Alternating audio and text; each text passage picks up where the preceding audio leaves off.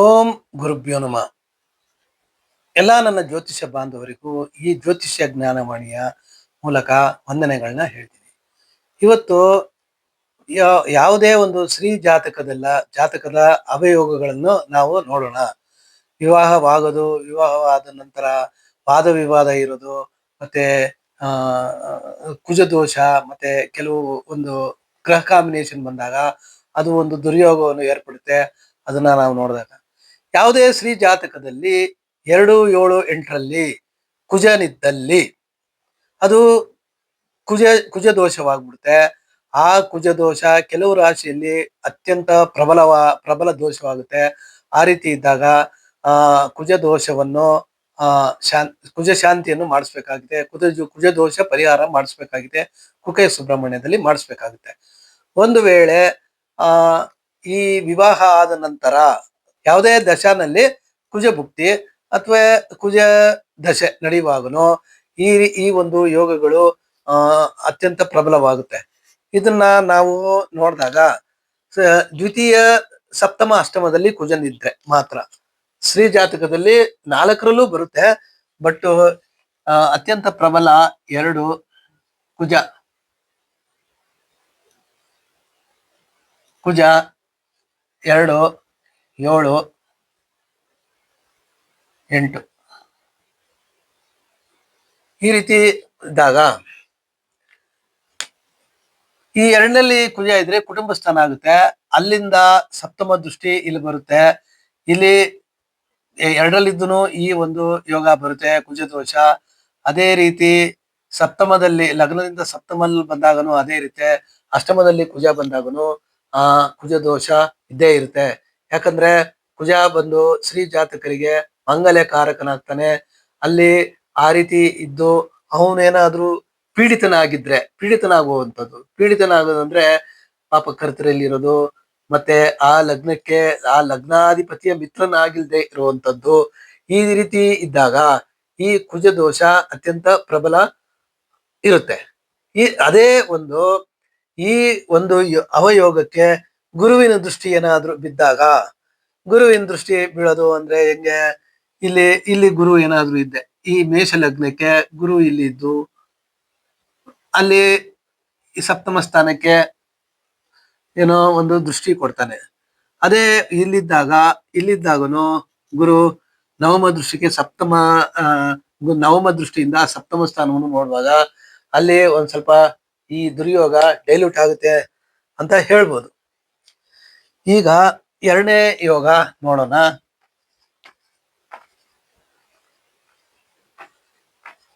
2ನೇ ಯೋಗ ಏನಪ್ಪಾ ಅಂದ್ರೆ, ಅದೇ ಸಪ್ತಮದಲ್ಲಿ ಕುಜ ಶನಿ ಕೇತು ಇದ್ದಾಗ, ಅದೇ ಸಪ್ತಮದಲ್ಲಿ ಕುಜ ಶನಿ ಕೇತು ಈ ರೀತಿ ಬರುತ್ತೆ. ದ್ವಿತೀಯದಲ್ಲಾಗ್ಲಿ ಸಪ್ತಮದಲ್ಲಾಗ್ಲಿ ಅಷ್ಟಮದಲ್ಲಿ ಯಾವ್ದಾನ ಒಂದು ತೋರಿಸಿದ್ದೀನಿ ನಾನು. ಈ ರೀತಿ ಸಪ್ತಮದಲ್ಲಾಗ್ಲಿ ದ್ವಿತೀಯ ಸಪ್ತಮ ಅಷ್ಟಮದಲ್ಲಿ ಕುಜ ಕೇತು ಮತ್ತೆ ಶನಿ 3 ಪಾಪಗ್ರಹಗಳು ಏನಾದ್ರೂ ಈ ತರ ಬಂದಾಗ ಅಲ್ಲೂ ವೈವಾಹಿಕ ಜೀವನದಲ್ಲಿ ಮತ್ತೆ ವಿವಾಹಕ್ಕೂ ವಿಳಂಬ ಆಗುತ್ತೆ. ಮತ್ತೆ ವೈವಾಹಿಕ ಜೀವನದಲ್ಲೂ ಸುಖ ಶಾಂತಿ ಇರಲ್ಲ. ಆಗಾಗ ಕೋಪದ ವಾತಾವರಣ ಇರುತ್ತೆ. ಮತ್ತೆ ಇಲ್ಲಿ ಶನಿ ಸಪ್ತಮದಲ್ಲಿ ಇದ್ದು ಕುಜನ ಕೇತುವಿನ ಈಚೆಯಲ್ಲಿ ಇದ್ದಾಗ ಆ ಒಂದು ಸ್ತ್ರೀಗೆ ಗಂಡನಿಗೆ ಸುಳ್ಳು ಹೇಳುವ ಒಂದು ಪ್ರವೃತ್ತಿನೂ ಇರುತ್ತೆ. ಅದೇ ರೀತಿ ಇಲ್ಲೂ ಅಷ್ಟೇನೆ, ಈ ಗುರುವಿನ ದೃಷ್ಟಿ ಇಲ್ಲಿಂದ ಗುರುವಿನ ದೃಷ್ಟಿ ಬಿದ್ದಾಗನು ಆ ಒಂದು ದುರ್ಯೋಗ ಒಂದ್ ಸ್ವಲ್ಪ ಮಟ್ಟಿಗೆ ಕಡಿಮೆ ಆಗುತ್ತೆ ಅಂತ ನಾವು ಹೇಳ್ಬೋದು.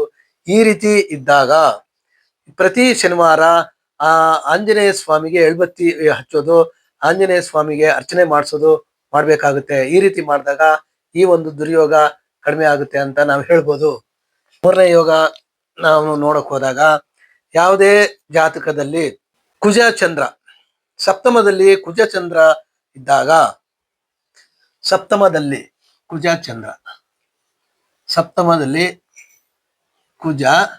ಚಂದ್ರ ಈ ರೀತಿ ಇದ್ದಾಗ ಇಂತಹ ಸ್ತ್ರೀಯು ಗಂಡನಿಗೆ ತನ್ನ ಅತ್ತೆಯ ಬಗ್ಗೆ ತಪ್ಪು ಮಾಹಿತಿ ಕೊಟ್ಟು ಜಗಳ ಮಾಡೋಕೆ ಅವರು ಪ್ರೇರೇಪಣೆಯನ್ನು ಮಾಡ್ತಾರೆ. ಅದೇ ಅದೇ ಪತಿಯ ಜಾತಕದಲ್ಲಿ ಒಂದು ವೇಳೆ ಯಾವುದೇ ಲಗ್ನ ಇದ್ದು ಇದೇ ಲಗ್ನನೇ ಅಂತ ಇಟ್ಕೊಂಡು ಇಲ್ಲಿ ಕುಜ ಏನಾದ್ರು ಇದ್ರೆ ಲಗ್ನದಲ್ಲೇ ಈ ಪತ್ನಿ ಹೇಳೋ ಮಾತು ಸರಿನೇ ಅಂತಂದ್ಬಿಟ್ಟು ಅವರು ತಮ್ಮ ತಾಯಿಯನ್ನೇ ನಿಂದಿಸುವಂತ ಒಂದು ಅವಯೋಗಗಳು ಇಲ್ಲಿ ಬರುತ್ತೆ.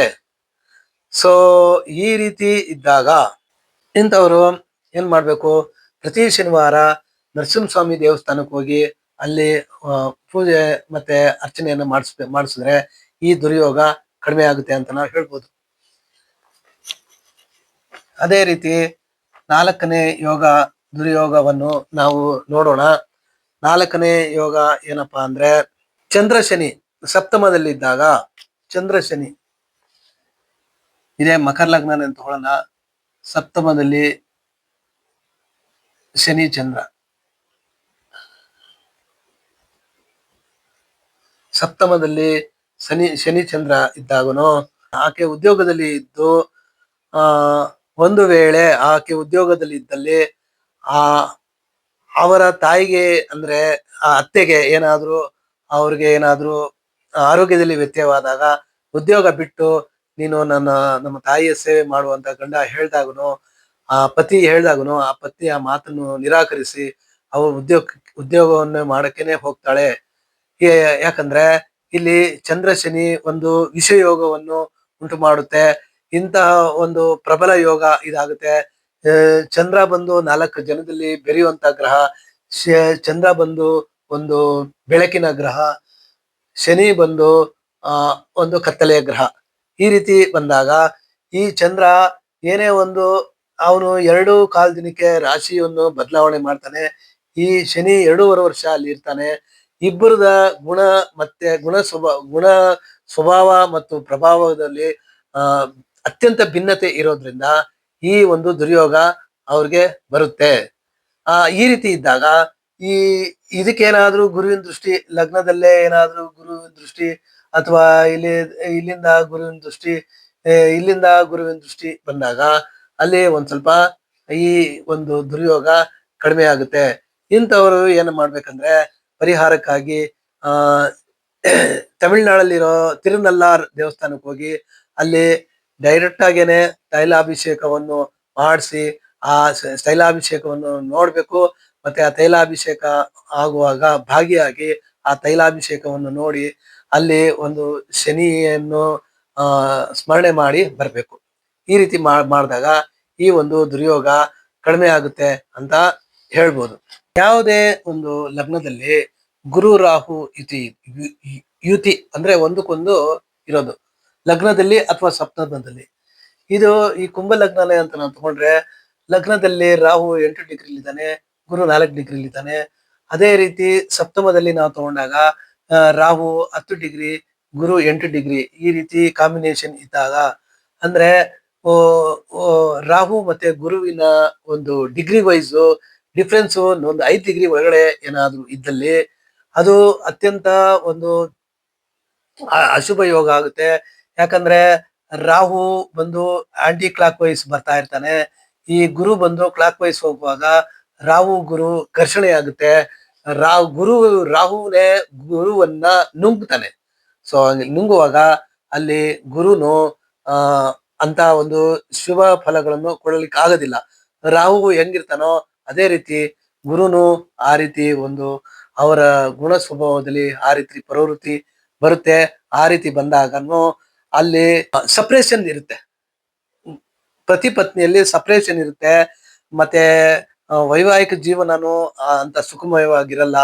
ಈ ರೀತಿ ಇದ್ದಾಗ ಗುರುನೇ ಒಂದು ಕಾಪಾಡುವಂತ ಗ್ರಹ, ಅವನೇ ರಾಹುವಿನ ತೆಕ್ಕೆಯಲ್ಲಿ ಹೋದಾಗ ಅಲ್ಲಿ ಸಪ್ರೇಷನ್ ಇರುತ್ತೆ. ಗಂಡ ಹೆಂಡತಿ ಒಂದೇ ಸತಿಪತಿಯರು ಇದ್ರು ಅವರಲ್ಲಿ ಪ್ರೀತಿಯ ವಾತಾವರಣ ಇರಲ್ಲ. ಒಂದು ಪ್ರೀತಿ ಪ್ರಣಯ ಇಂಥವೆಲ್ಲ ಯಾವ್ದು ಇರೋದಿಲ್ಲ. ಸಪ್ರೇಷನ್ ಇರುತ್ತೆ, ಆದ್ರೆ ಡೈವರ್ಸ್ ಅಂತೂ ಆಗೋದಿಲ್ಲ. ಇಷ್ಟನ್ನ ಹೇಳ್ಬೋದು. ಇಂಥವರು ಏನಪ್ಪಾ ಮಾಡ್ಬೇಕಂದ್ರೆ ಪ್ರತಿ ಶನಿವಾರ ಆಂಜನೇಯ ಸ್ವಾಮಿ ದೇವಸ್ಥಾನಕ್ಕೆ ಹೋಗಿ ಅರ್ಚನೆ ಮಾಡಿಸ್ಬೇಕು. ಮತ್ತೆ ಈಶಾನ್ಯ ಭಾಗ, ಮನೆಯ ಈಶಾನ್ಯ ಭಾಗವನ್ನು ಸ್ವಚ್ಛವಾಗಿ ಇಟ್ಕೋಬೇಕು. ಈಶಾನ್ಯ ಭಾಗ ಅಂದ್ರೆ ಏನು?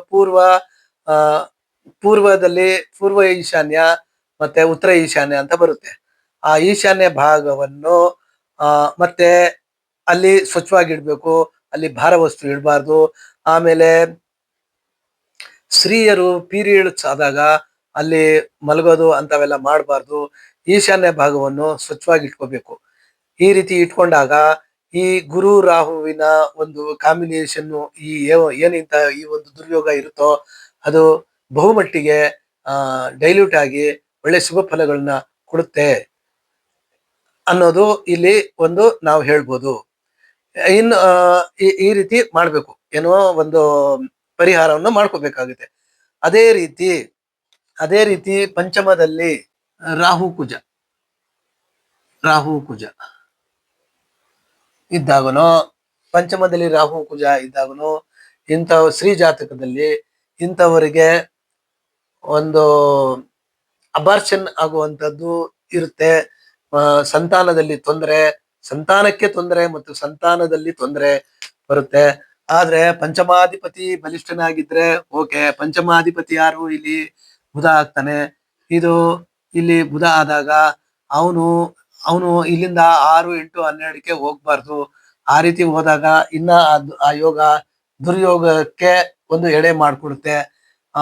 ಈ ರೀತಿ ಪಂಚಮದಲ್ಲಿ ಆ ರೀತಿ ಇದ್ದಾಗನು, 2 ಪಾಪಿಗಳು ಬಂದಾಗನು ಅಲ್ಲಿ ಅವರ ಒಂದು ಪ್ರೇಮ ಪ್ರೀತಿ ಪ್ರಣಯಕ್ಕೂ ಒಂದು ಅಂತ ಒಂದು ಪ್ರೇಮ ಪ್ರೀತಿ ಪ್ರಣಯಕ್ಕೂ ಅಂತ ಒಂದು ಇದು ಇರೋದಿಲ್ಲ. ಪಾಸಿಟಿವ್ ಎನರ್ಜಿ ಇರಲ್ಲ ಅಲ್ಲಿ. ಅಲ್ಲೂ 2 ಪಾಪಗ್ರಹಗಳು ಬಂದಾಗ ಮತ್ತೆ ಅದೇ ರೀತಿ ಈ ರೀತಿ ಸಂತಾನದಲ್ಲಿ ತೊಂದರೆ ಬಂದ್ಬಿಡುತ್ತೆ. ಇಂಥವ್ರು ಕುಕ್ಕೆ ಸುಬ್ರಹ್ಮಣ್ಯ ಸ್ವಾಮಿ ದೇವಸ್ಥಾನದಲ್ಲಿ ಒಂದು ಪರಿಹಾರನು ಮಾಡಿಸ್ಬೇಕಾಗುತ್ತೆ. ಅದೇ ರೀತಿ ಇದು ಬಂದಾಗ ಇನ್ನ ತೊಂದರೆ ಜಾಸ್ತಿ ಆಗುತ್ತೆ. ಇಲ್ಲಿ ಏನಾದ್ರೂ ರಾಹು ಕುಜ ಇದೇ ಲಗ್ನಕ್ಕೆ ಏನಾದ್ರೂ ಈ ರೀತಿ ಬಂದಾಗನು ಅವಾಗನು ತುಂಬಾ ತೊಂದರೆ ಆಗುತ್ತೆ. ಯಾಕಂದ್ರೆ ಒಂದು ಜಲತತ್ವ ರಾಶಿಯಲ್ಲಿ ಒಂದು ರಾಹು ಕೂತ್ಕೊಳ್ಳೋದು ಮತ್ತೆ ಕುಜ ಇಬ್ರು ಸರ್ಪದ ಒಂದು ಇದ್ರಲ್ಲಿ ಕೂತ್ಕೊಂಡಾಗ, ರಾಶಿಯಲ್ಲಿ ಕೂತ್ಕೊಂಡಾಗ ಅಲ್ಲೂ ಅಂತ ದುರ್ಯೋಗಗಳು ಬರುತ್ತೆ ಅಂತ ನಾವು ಹೇಳ್ಬೋದು. ಆದ್ರೆ ಇದಕ್ಕೂ ಸ್ವಲ್ಪ ಸಂತಾನಕಾರಕನಾದ ಗುರು ಯಾಕೆ ಈ ಲಗ್ನಕ್ಕೆ ಪಂಚಮದಲ್ಲಿ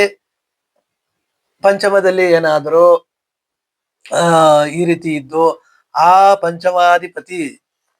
ಪಂಚಮಾಧಿಪತಿ ಚಂದ್ರ ನೀಚನಾಗಿ ಇಲ್ಲಿ ಬಂದಾಗ, ಪಂಚಮಾಧಿಪತಿ ಚಂದ್ರ ನೀಚನಾಗಿ ಮತ್ತೆ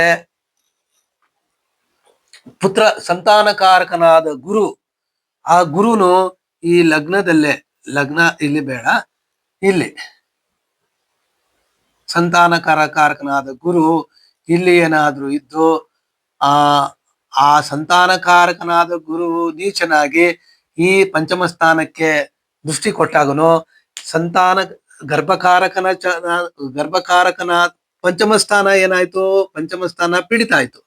ಪಂಚಮಾಧಿಪತಿ ಭಾಗ್ಯಸ್ಥಾನದಲ್ಲಿದ್ರು ನೀಚನಾದ. ಮತ್ತೆ ಸಂತಾನಕಾರಕನಾದ ಗುರುನು ಅಲ್ಲಿಂದ ಈ ಪಂಚಮ ಸ್ಥಾನವನ್ನು ನೋಡಿದ ಲಾಭ ಸ್ಥಾನದಲ್ಲಿ ಇದ್ದ ಗುರು ನೀಚನಾಗಿ ಪಂಚಮ ಸ್ಥಾನವನ್ನು ನೋಡುವಾಗ ಅಲ್ಲಿ ಸಂತಾನಕಾರಕನಾದ ಗುರುನು ಬಲನು ಅಲ್ಲಿ ಕಮ್ಮಿಯಾಗಿ ಈ ರೀತಿ ಸಂತಾನಕ್ಕೆ ಅತ್ಯಂತ ಒಂದು ದುರ್ಯೋಗವನ್ನು ಉಂಟು ಮಾಡುವ ಒಂದು ಇದು ಯೋಗ ಇರುತ್ತೆ. ಮತ್ತೆ ಇಲ್ಲಿ ಈ ರೀತಿ ಕುಜರಾಹು ಈ ತರ ಬಂದಾಗ ಅವ್ರಿಗೆ ಅಬಾರ್ಷನ್ ಅಕಸ್ಮಾತ್ ಏನಾದ್ರು ಏನೋ ಸಂತಾನ ಇದ್ರು ಅಲ್ಲಿ ಒಂದು 3 months ಅಥವಾ 3 months ಒಳಗಡೆನೆ ಅಬಾರ್ಷನ್ ಆಗೋ ಎಲ್ಲಾ ಸಾಧ್ಯತೆಗಳು ಉಂಟು. ಈ ರೀತಿ ಇರುತ್ತೆ. ಇದಕ್ಕೆ ಕುಕ್ಕೆ ಸುಬ್ರಹ್ಮಣ್ಯದಲ್ಲಿ ಇವರು ಪರಿಹಾರ ಮಾಡ್ಕೊಳ್ಬೇಕಾಗುತ್ತೆ. ಇಷ್ಟನ್ನ ಹೇಳ್ತಾ, ಈ ಒಂದು ಅವಯೋಗಗಳು ಇದ್ದಾಗ ಗುರುವಿನ ದೃಷ್ಟಿ ಬಿದ್ರೆ ಸ್ವಲ್ಪ ಮಟ್ಟಿಗೆ ಆದ್ರೂ ಒಂದ್ ಸ್ವಲ್ಪ ಶಮನ ಆಗುತ್ತೆ. ಆದ್ರೆ ನೀಚ ಗುರುವಿನ ದೃಷ್ಟಿ ಬಿದ್ದಾಗ ಆ ಒಂದು ದೃಷ್ಟಿನೂ ಅಂತ ಆ ಬಲಿಷ್ಠವಾಗಲ್ಲ, ಅದು ಫಲಪ್ರದವಾಗುವುದಿಲ್ಲ ಅಂತ ಹೇಳ್ತಾ ಈ ವಿಡಿಯೋವನ್ನ ಮುಗಿಸ್ತಾ ಇದ್ದೀನಿ. ಇದನ್ನ ನೋಡಿ ಲೈಕ್ ಮಾಡಿ, ಶೇರ್ ಮಾಡಿ, ಸಬ್ಸ್ಕ್ರೈಬ್ ಮಾಡಿ ಅಂತ ಹೇಳ್ತಾ ಈ ವಿಡಿಯೋ ಮುಗಿಸ್ತಾ ಇದ್ದೀನಿ. ಜೈ ಶ್ರೀ ಕೃಷ್ಣ.